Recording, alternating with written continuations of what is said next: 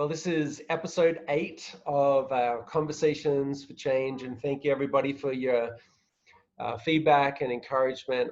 It's great to see these conversations having an impact as we press into injustice and race, where that intersects with the gospel and the church. And I am really excited to introduce a couple of friends, some of the friends that we've had almost since day one, actually, of us arriving in New York City. If you know anything about the story of Liberty Church, Andy and I moved with 3 little kids, 4, 2, and 1 years of age, and we moved to New York knowing literally only 2 people in the city, and then God did his thing, and in quick order brought some pretty amazing people into our lives that became fast friends, like this couple that I'm going to put on the screen right now, April and Lincoln Crichlow. So good to have you guys on the conversation. These two are very special people. It was literally, the first or the second gathering that we ever did in Central Park, that we hung out for the first time. And you guys have been there since the very beginning, before Liberty Church was anything other than vision and ideas. And you've been a big part of that coming to pass. And then over the years, served as elders, helped us pioneer visionaries, really, our professional development community these days, part of our downtown Manhattan community through all of that time, friends, board members, on and on it goes. You've been massive contributors to the vision and the DNA of Liberty Church. So I'm just excited that you guys are joining for the conversation today. Thank you. Great to be here. Thanks for having us. And we feel the same about you and Andy, and our journey in New York wouldn't be the same without you guys. So absolutely. Right back at you.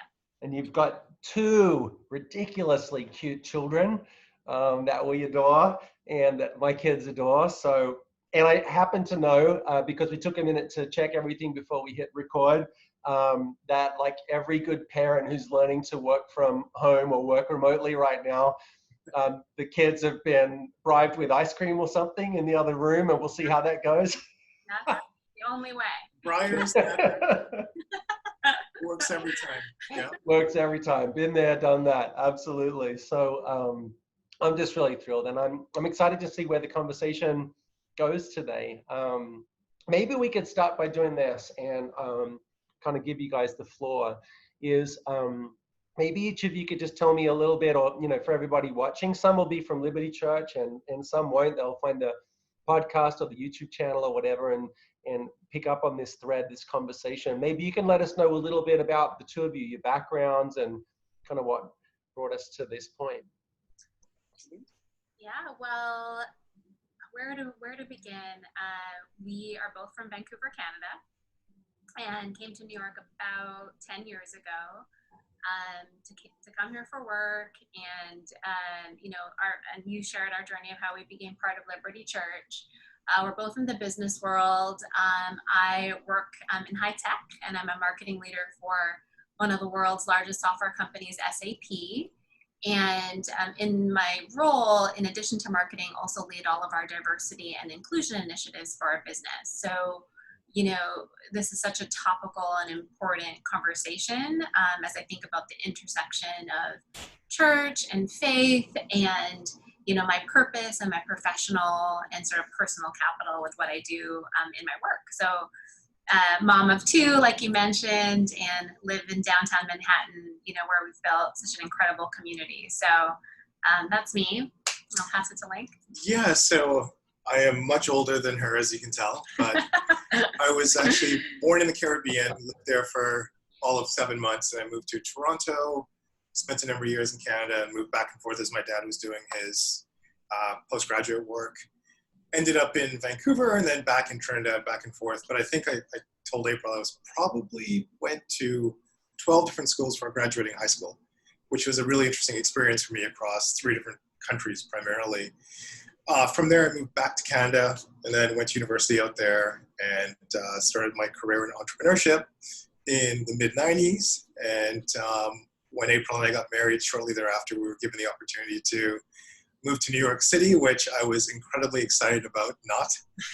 But God convinced us it was the right thing to do. And the 2 things I prayed for before I came were just a great church to plug into, and a community of businessmen that I can run with. And God answered both really on the same day. So here we are 10 years later, and just enjoying the journey. So it's great.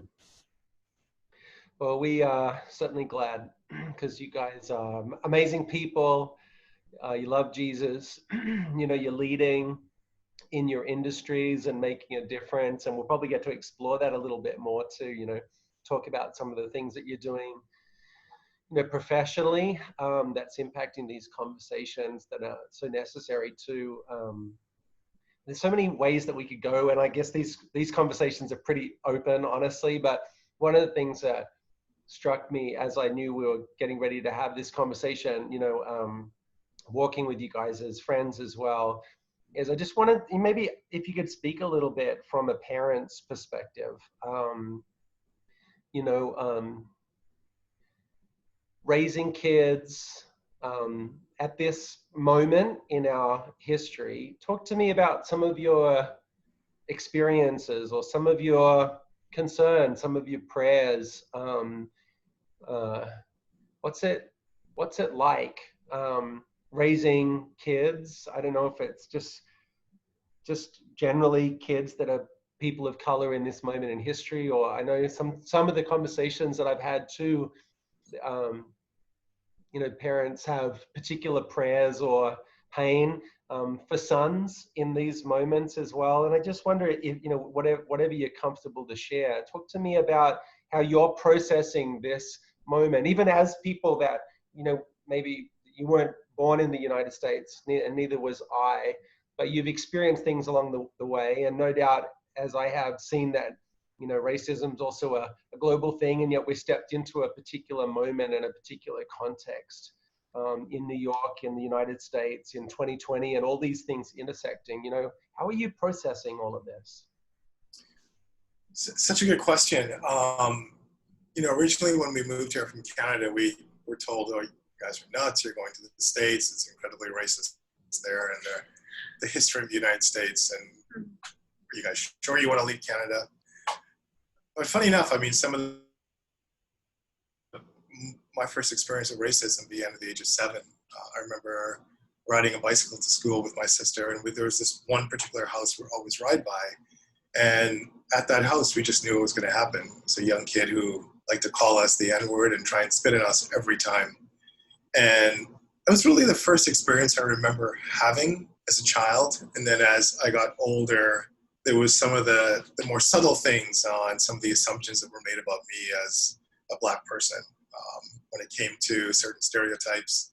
And then there were just overt things like being in university and having someone walk up to you, call you the N-word, and punch you in the back of your head at a bus stop, and getting attacked by 4 guys with a knife and having to fend yourself off in rush hour, and no one steps in. So it's a whole gamut of experiences that I personally walked through as a Canadian person. And I remember like 3 years ago, I think you guys had a forum at Liberty just talking about race. And I thought, I'm going to stay out of it because, you know, the systemic history of racism in the US, and I don't want to step into that because I haven't lived it. But I think if I were to be honest, there were so many experiences I had growing up that do make me very conscious. And I wish I did participate in that event in retrospect. But now when we're raising our kids, I do feel like I'm much more conscious of who they are and expressing the beauty of their being to them, letting them know that their skin color is beautiful and it's cherished and it's envied, and that everything about them is just so unique and so precious. And it's interesting because our kids are at an age now where they'll come home and they'll share experiences from school. I think April can touch on a couple of those, but you know, my son's now noticing that no one else looks like him in class. I think there are 2 Black kids in his school. We live in Battery Park City, the tip of Tribeca, and literally it's, I think, one other kid and him. And you start to see the impact it has on him, and as he looks around and some of the comments he hears, I think my role as a dad is really to make sure that his love tank is full, that he knows who he is, and that his identity is just centered in Christ, and that he is bold and smart, and that he is, you know, a young man of honor And that's really what I try my best to do with Hudson right now. And Ava has her own observations. We're watching TV the other day, and she goes, "Dad, how come there's no one of color on TV? Everyone on TV is white." And she's 4. And you realize that they're starting to see the world through a particular lens. I think another one of them shared an experience where they're like, "So many homeless people I see, Dad, are Black. Does that mean that I'm unlucky because I'm Black to have this skin?" And just comments like that you hear, and you realize that, we constantly have to build their image and remind them of their beauty and their strength. I think one of the things that's probably more subtle to us is understanding that we ourselves as parents have done our best to try and break stereotypes before they happen. So we were with some dear friends on the weekend, and we were talking about how, simple things like a drop-off, we want to make sure that we're presentable when we drop off to disarm any kind of stereotypes. Or our kids are always dressed impeccably because we want to disarm or break any stereotypes before they happen, before they even talk to our kids. And those are like weights that we carry that other parents probably don't carry, but part of it is conscious in our part, and part of it's the way we grew up, and we're always making sure our kids are presenting well, doing all these things well. And I think just going through this period we've gone through recently, it's been somewhat of a relief to hear other parents say that the burden's heavy. And I think we're all now just starting to let it go and just walk in the freedom of who Christ created us to be, and not worry so much about those exterior things, and deal with the judgment as it happens, or deal with things as they come up. It's really been my experience. Yeah. And yeah, I agree with all those things. And I think for me, it's been an interesting sort of reflection on myself, around where I've tried to maybe consciously or subconsciously avoid certain conversations or certain confrontations, even with my kids. I remember Hudson coming home from school and saying that someone at school made fun of his gums because they're not pink, they're darker. And I tried to kind of brush it off, or Ava crying because she's like, "Why don't I have straight hair like Barbie?" And I think some of these things as parents, you don't have sort of a manual on how to, deal with these things, but certainly in these last number of months, it's woken me up to the fact that they actually are things that we have to confront and proactively confront them, because there's lots of studies that I've been reading lately that show that when kids are born, all kids don't notice color. But as they start to get into social settings, as they start to look at the settings they are in school, or who their caretakers are, they start to notice this difference between who is heightened in society and who isn't. And then that starts to reflect on them as kids of color.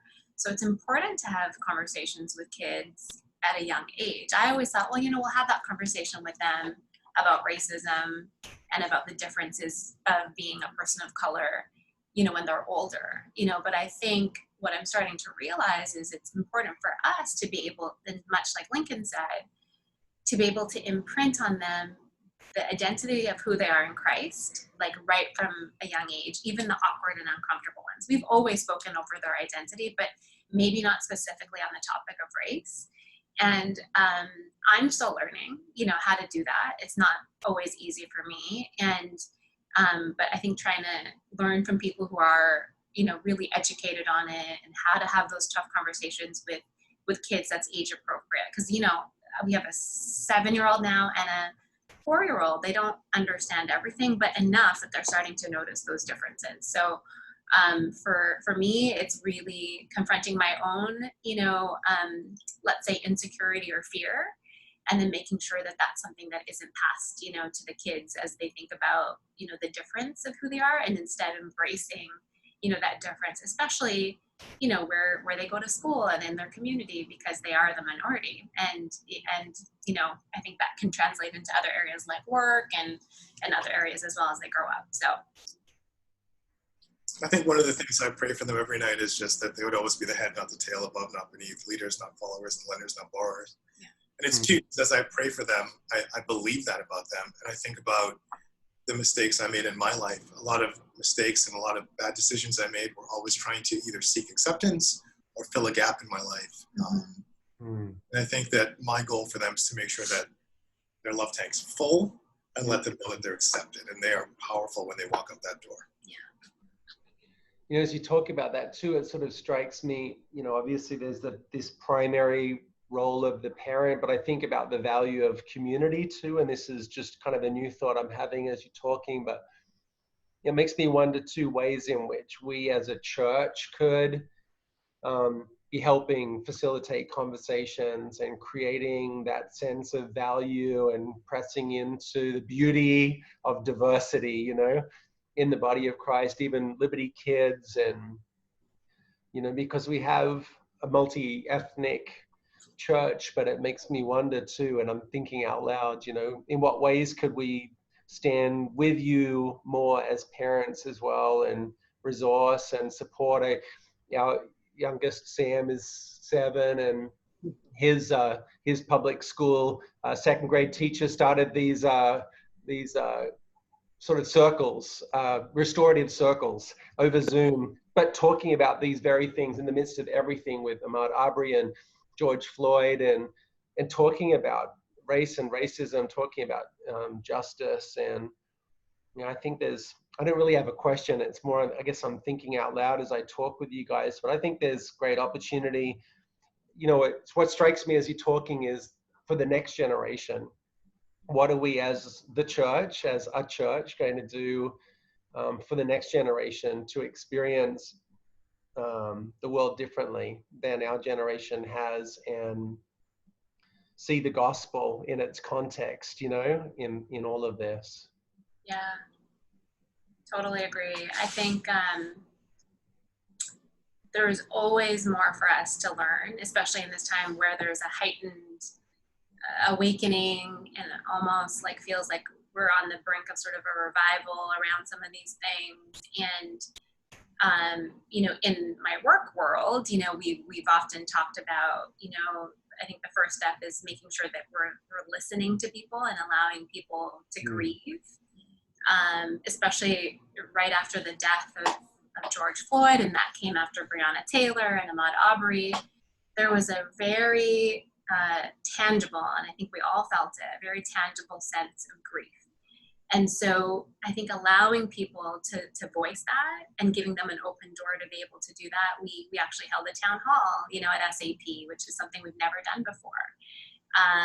Allowing a number of people of color to share their personal experiences, and then arming people sort of with action and resources. Because I think when you're left with something like that, you also kind of want to know, well, what do I do, you know, with all of this, right? People want that moment to grieve, to be heard and understood, you know, and in marketing, we often talk about listen, understand, and then act. You know, this is the loop of understanding your customer. I think it's the same thing as we think about our community. Let's listen to people, let's really understand them, and then give them the resources to act. And like I said, even for me, being a minority and being in the diversity world, I had no idea that there was so many more resources to enable you to understand, you know, the depth of what we're dealing with systemic racism, and how we really educate, especially our children, who are the next generation. I hope that by the time they become our age, that they're going to be so much more comfortable and so much more open and so much more equipped to have these kinds of conversations than I think we certainly have been, you know. So yeah, I think there's a process and opportunity there that we can go through. So with the work that you're doing, April, because I mean, in addition to your global marketing role, you mentioned in the introduction there that you've got a responsibility over diversity and inclusion, right? Could you speak a little bit to what that is? Because I guess I'm always hoping, as we wrestle with the gospel and the role of the local church, I think there's so much we can learn from other spheres. And yeah, I guess I want to kind of listen with that filter of like, what are you learning? What are you seeing? What's working? And I don't know, I wonder about that in the context of the local church and these conversations for change too. Like what would be relevant to the body of Christ right now that frankly like organizations are leading in. Yeah. Can you share the experience you had when you guys went to the meeting and you guys had that forum where people talked about where their stereotypes began, and you guys were well ahead of the curve there.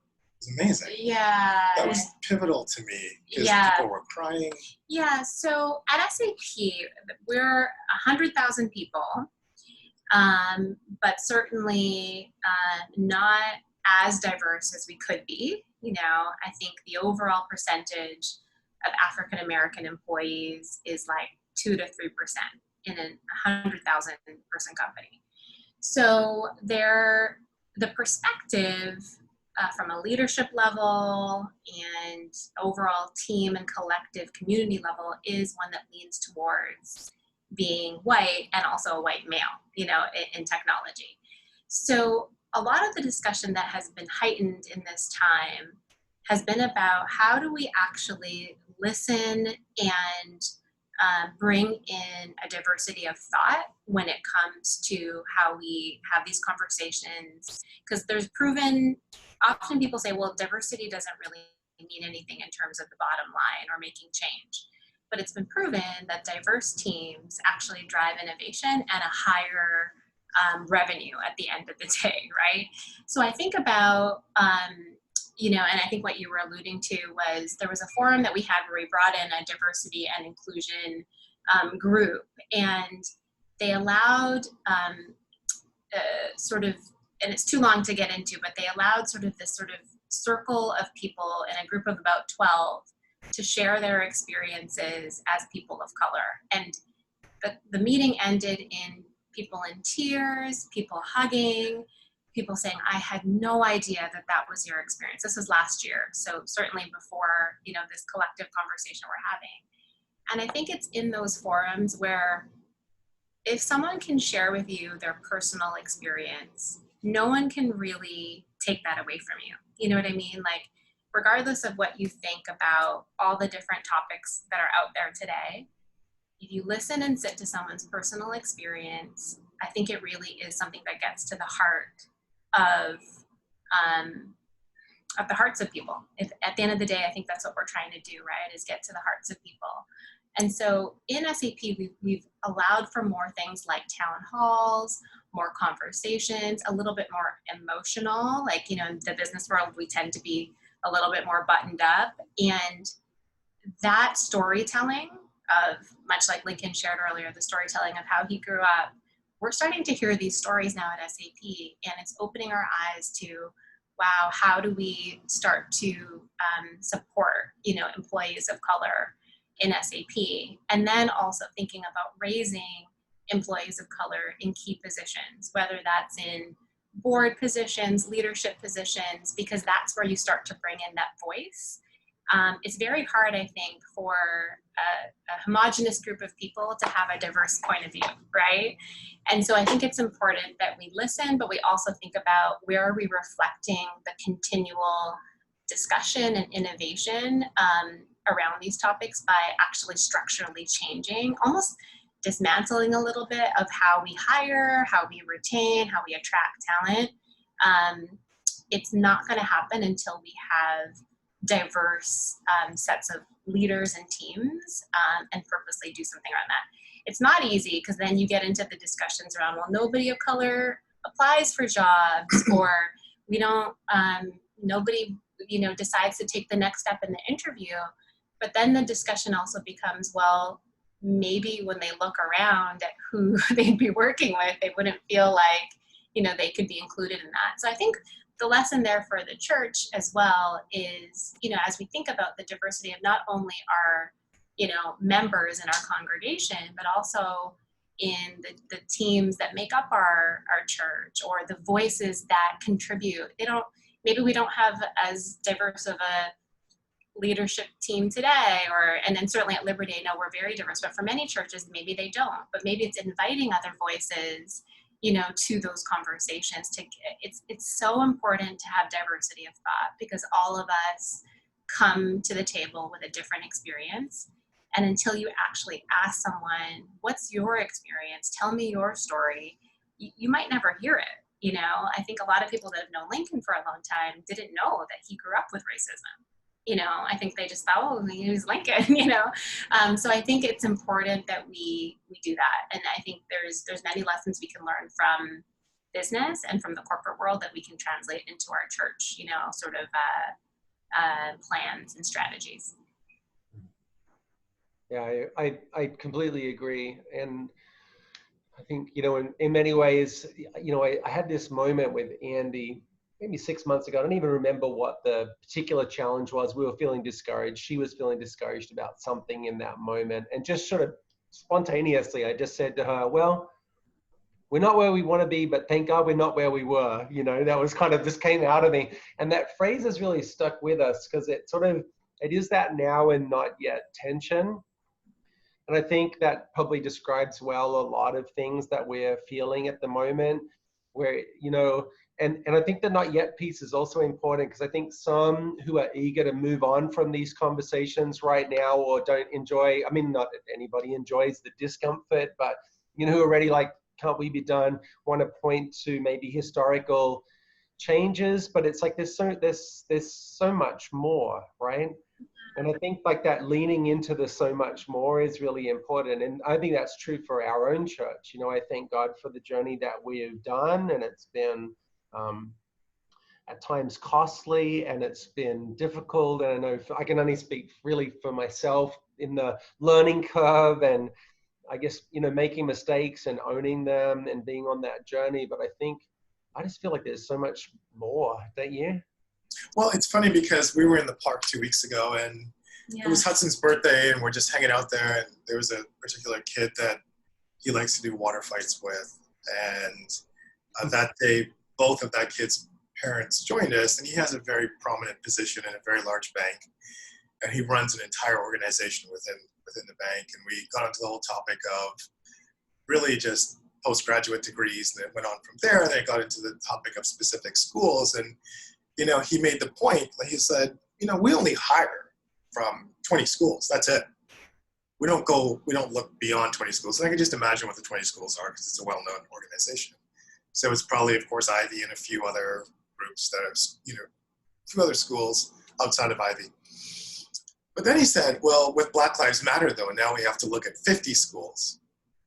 And it wasn't like he said it in a way that, oh, this is great. We're going to have diversity. And as we continued speaking, he went on to elaborate and say something that just really kind of haunted me. And he said, you know, you're not going to lose your job for hiring 3 kids out of Harvard. But if you hire 10 kids out of Howard, which is a predominantly black university, how do you know how they're going to perform? Wow. And it was within that comment that I realized that out of the abundance of the heart, the mouth speaks. That was in his heart, which meant that it was probably an ongoing conversation that was already happening in their organization and behind closed doors. These are the things they're saying to one another, and he felt comfortable saying that to me. Yeah. And I remember thinking to myself, wow, like that's systemic. That to me is like you have 20 schools, and I'm sure if you look historically at the demographic and the breakdown of those particular schools, it's understandable why the majority of the staff there would be white, because not many Black kids may be graduating from those schools, far less when you go down the funnel to the ones who do graduate to then applying to that particular organization. And it was things like that that make me realize, yes, we do have a very long way to go. And I was thrilled probably about 2 weeks ago to see, like, after a lot of the rioting and stuff had happened, CNBC had incredible leaders. And again, I'm not condoning rioting, but somehow after all that happened, they had these incredible Black leaders from organizations that were sharing their thoughts on, you know, how they grew up and what helped impact their life and what they saw as things that could be done from a reformation standpoint, or the CEO of Merck talking about his experience and how, you know, they have a mentorship program that gives kids a 6-month opportunity to lean into a particular area. And when they're done, they graduate from the mentorship program, they place them into a position that's obviously not senior, but they give them that sense of corporate responsibility and belonging, and then they nurture them from there. And it just warmed my heart to see all these amazing people come to the table. And I'm like, where have they been? Why weren't they given a voice before? So, I think in the time that we're in, to April's point, where the mic is really there and it's open, I think we have to really press in and not just be peacekeepers, as I've been all my life, but be more of a peacemaker. Like, have the tough conversation like I did with a lot of the dads when the rioting started, who were saying things like, oh, these guys are rioting, they're just, giving Fox News more to talk about and proving that. So I had to then say, well, you realize the rioters have nothing to do with the protesters, and say, they're just opportunists. It's not the same cause that they're fighting for, and start from there. And then you see the conversation start to change to the point where they're sharing the fact that they went to, to protest themselves. So it's interesting when you step up and just choose to speak truth and share it in such a way that you're not, calling someone out in a way that their back's immediately against the wall, like the Bible talks about, like, a person offended is, harder to win than a strong city.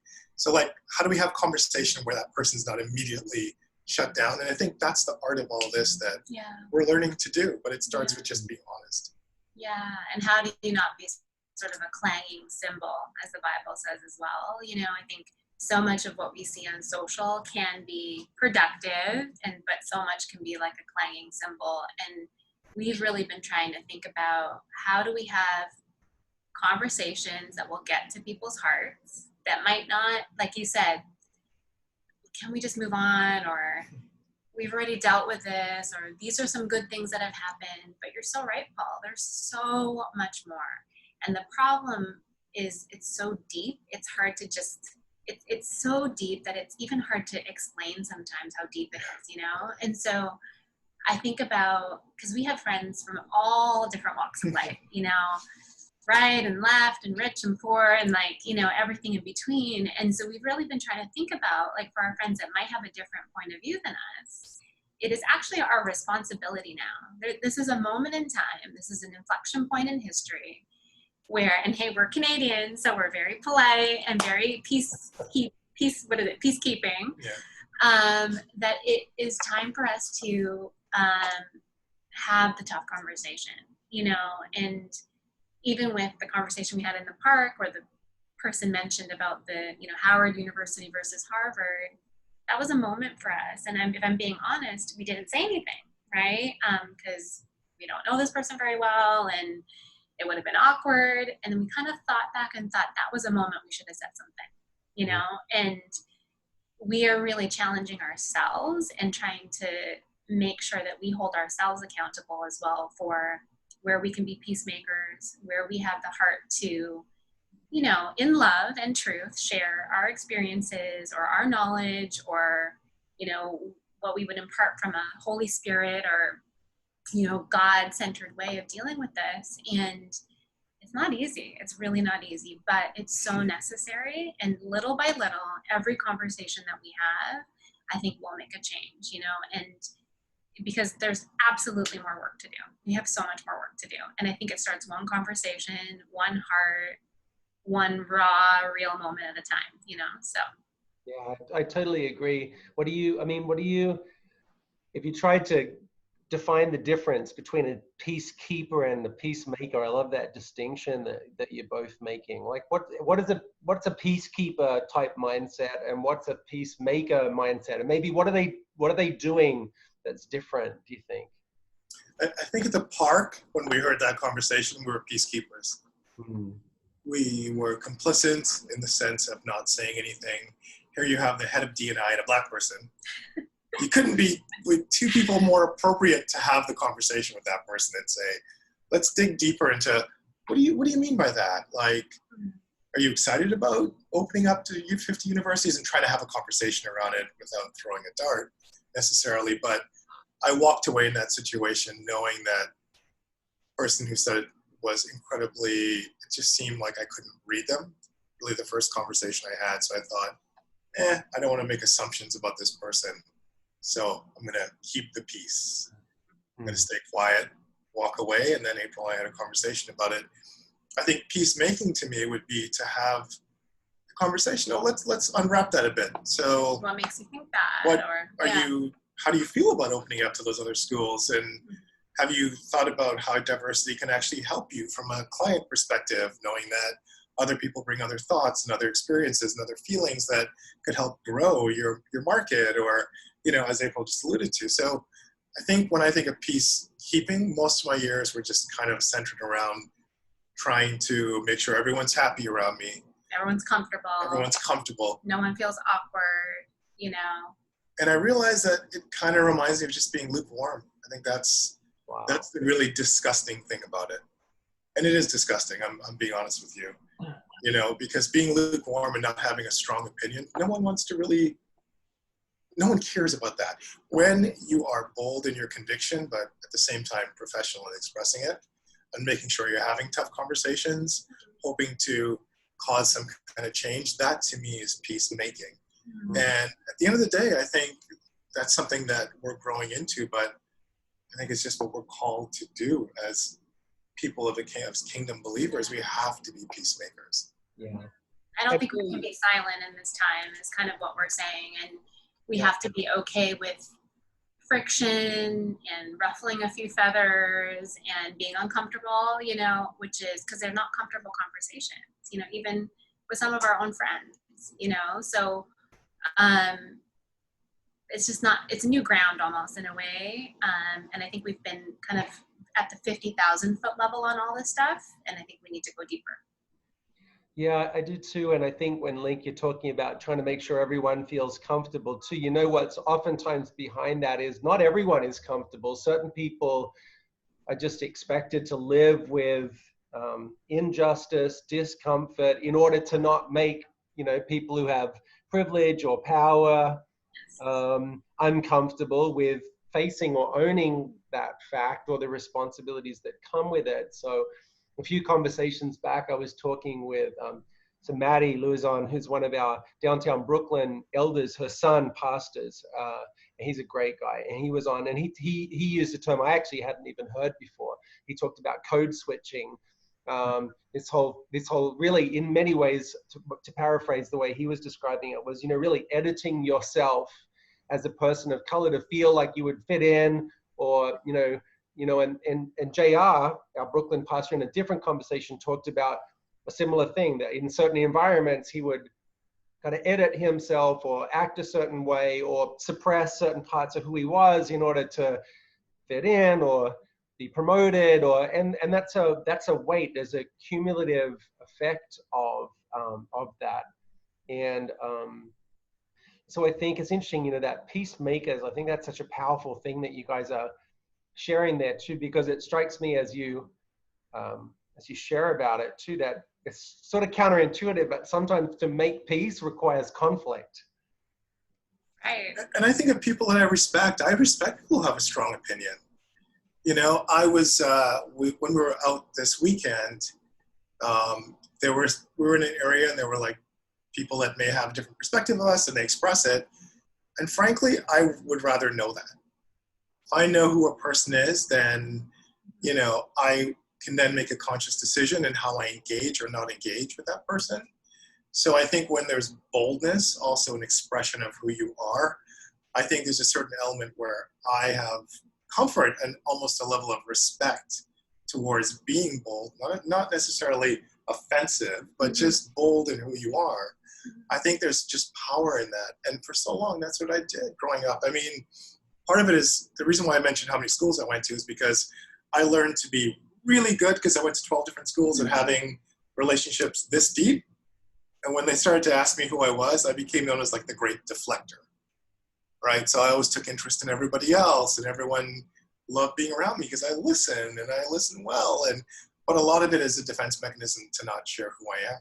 So you combine that with an environment of being a Black man and not wanting to then disrupt someone, and so you try and fit in and do the code switching thing. It's like literally feels like a weight that I've carried for so long in my life, especially when I go to pick up the kids. You're the only Black dad there, right?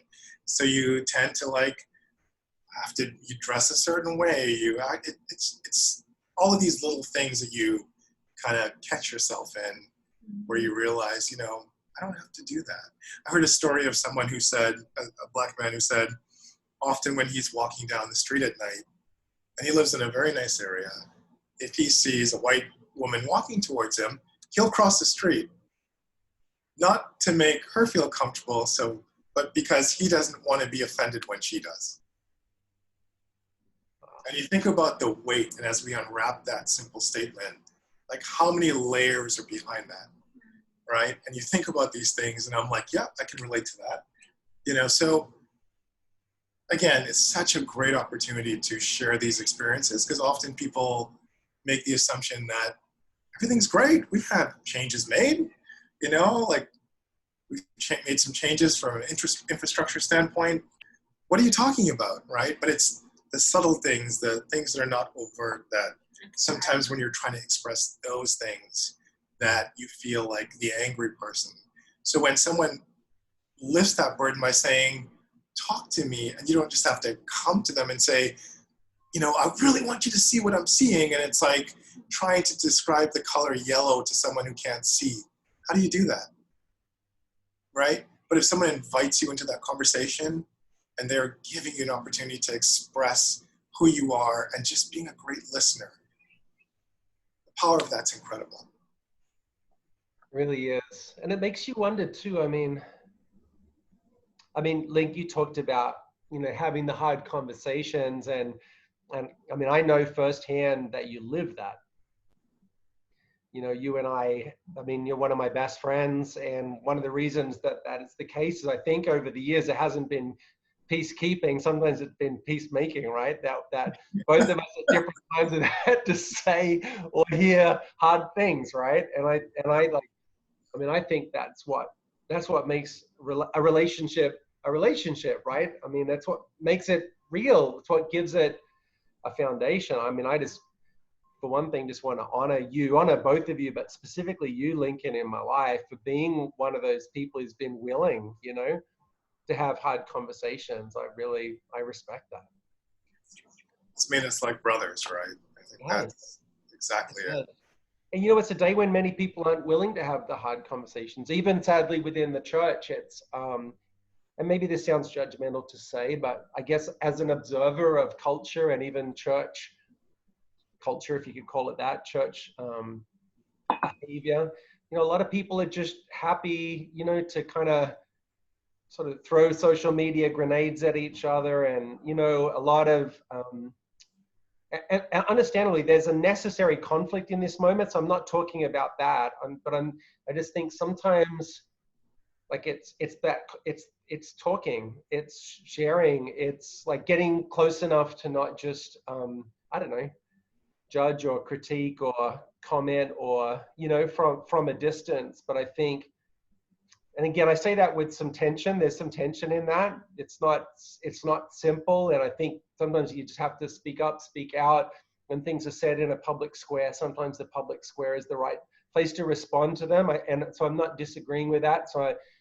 But at the same time, I think for me, I guess I can only speak from my own experience. My greatest learning, my greatest healing, my personal growth has come out of relationship. I see that there's value in the books, there's value in the collective conversation, but I think the people, the Bible says, as iron sharpens iron, so one person sharpens another. And if I look back on my growth, even in the 10 years of coming to New York, and I by no means arrived, but I would credit a huge amount of my transformation and my own growth to people in my life. So thank you for being one of those people, both of you. Both of you have been those people for us. Maybe this is a good junction for us to maybe close with one more thought, because as I say that, I'm reminded that you guys, you've been that person, so to speak, those people for others as well. So, when maybe we can kind of land here, when people over the years, because you're elders, in our church, and you're highly visible and respected leaders, you know, on the board and everything.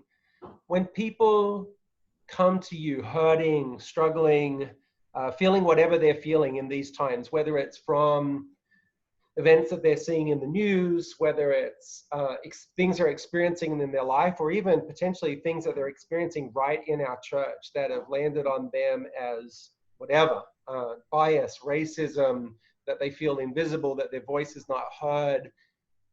Eddie Rodriguez from downtown in one of the recent conversations described it as feeling like he's muzzled, you know, in these conversations, you know. I mean, talk to me about what counsel, you know, what counsel do you give, and would you give others, you know, with a view to peacemaking, not peacekeeping? What counsel would you give? And that might be a good place for us to land the conversation. Yeah, and I love what you said about relationship, because I think the real and honest conversation can happen when you've been in relationship, you know, with someone in the community. And so certainly some conversations have gone a little deeper than others. But the advice I always give is don't assume to know someone's heart just because of something that they put, because we can react to things on social, or we can react in the moment. But if you really think about the history that you've had with whatever person that may be, you know what their heart, and sometimes you might not know their heart, but don't assume to know it, because only God knows their heart, right? And if you don't, maybe that's an opportunity for you to have a conversation with that person and not necessarily with me. So I think that's sort of, because that's the advice I give myself when I'm in the moment and I'm like, oh my gosh, I can't believe someone said that. I try to not judge someone's heart. And then what I've really appreciated is, you know, people sort of asking very honest questions like, I don't understand this. Can you explain this to me? Or, you know, what's your perspective on this as someone who works in diversity and inclusion and is a person of color? So those kinds of conversations I really welcome across the board. But I've just been trying to listen, and I come back to, you know, we really can't judge someone. And certainly there are situations where someone is wrong, you know, and someone is out of line. And I'm not talking about that, but I just mean in the everyday dealings of how we process this stuff, we all look at it very differently. And I think we have to go back to that. So that would be, and I know you've talked a little bit more specifically with some people on this as well. So any thoughts? I think similarly, I think one of the things that I observe is oftentimes if someone has a perceived conflict or misunderstanding with someone, it often is perceived. A lot of times it's real, but it can oftentimes be perceived. And, you know, I'm very guilty of that. You know, you tend to think that you're the center of the universe. And if someone's calling you or texting you, how could they be? Then you call them and you find out they're going through something much bigger than you imagine. So I always encourage people to go to that person and have a conversation, share how you're feeling. You know, when people come to me with hurt, I just love to listen. I just love to understand the why behind the what. Like, you know, they teach you in sales, like when you're selling all these features that you have to ask, well, what that means for you is. So on the other side of that is, I want to know, well, give me the why. How does that make you feel? Like what happened? And give me some history around that, just to be a good friend and to listen. But if it is involving someone else, I always love telling that person, it's an opportunity. Go have a conversation. And if it doesn't deepen your relationship, if you guys can talk through that, it doesn't deepen your relationship, you both would have learned something. You would have learned something about each other, whether you like that or not. But at the same time, you can put your head down at night and know that your conscience is clear and that there's no misperception, that, you know, you took the time to be a peacemaker by inviting conversation. And on the other side of that too, if I encourage people that, and I've talked to a lot of my Black friends who, during this time, what's been incredibly valuable is when someone just simply calls you and says, hey, I don't pretend to know what you're feeling. And I have to say that because all of our experiences are different, right? We have a commonality, but growing up in Canada, my experiences are what they are versus the US versus wherever else. So I often just want to understand. And when people get a call that just simply asks someone, how are you doing? What are you feeling? I don't know what to say. I just want to give you the opportunity to share your feelings and let me into the world you're walking through. Those people at the end of that conversation want to go with that distance with whoever called them. Because it's like saying, I see you, I may not get it, but I hear you, and more importantly, I want to hear you because you're important to me. And I think it's kind of the combination of things from different sides of the conversation we're having. But and that feels like, in many ways, the culmination of everything that we talked about, doesn't it? I mean, it's really, in some ways, it's simple, but if only we did the simple things, right? Whatever they say, if only common sense was more common, you know? Even as Christians, it's like, it's supposed to be Matthew 18. If I have an offense, I come to you privately, and then I bring the brothers, and, that's how, but we so easily don't do that. And what you're saying out of relationship and respect, and I see you both proactively checking in, even when it's like I don't have that same shared experience, if I'm in this moment looking on and somebody comes to my heart, like just to send a text, like, hey, how you going right now? How you know what I mean? Like anything I can be praying for is so powerful. And where there is maybe concern or conflict or disagreement, you have to take that risk and to prayerfully come together with a viewpoint of, like, having a hard conversation, but the end of it hopefully being reconciliation, repentance, ownership, change, And I think sometimes it's like, there's certain people you don't want to ask them how they're doing because they'll really tell you. And you're like, oh no. But it's okay if you want to ask someone how they're doing and then say, I don't have words.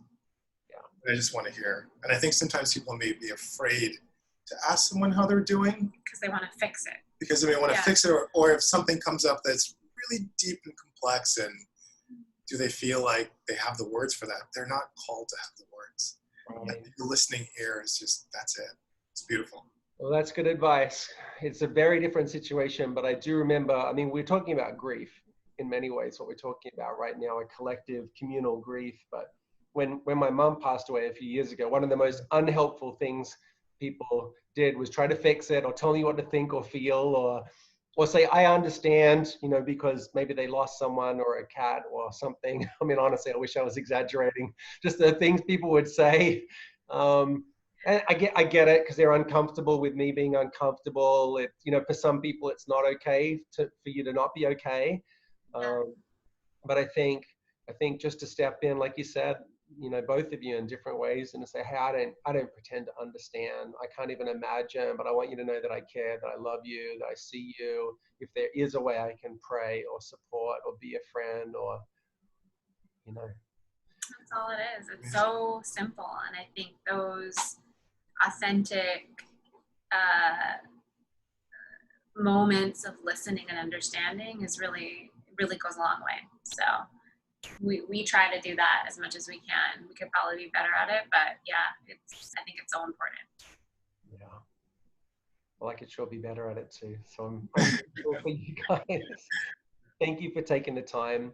Amazing conversation today. I feel to pray over this really quickly before we close. So Father, I just thank you for this incredible family, the Crichlows. What a pillar they are in this house, and what an example they are to many people in their own family, in their respective industries, in our family of local church communities, Liberty. And God, I thank you for their voice in this conversation, and just pray your greatest blessing over them. And I pray, Lord, for each of us listening, that maybe today are challenged by those last few things that both Lincoln and April were hitting on, of being peacemakers, not just peacekeepers, of having the conversations, of proactively checking in on people, of, stepping into relationship and daring to ask the questions, Lord, I pray that everybody watching this will even just think right now, like a call to action out of this conversation, whenever they listen or watch this conversation. God, would every one of us consider, what could I do as a result of this prompt, this challenge, this call to action moment? I pray we will do something and that the world would be better for it in Jesus' name. Amen. So good. Yeah. Love you guys. Thank you. Love you too. Love you, Paul.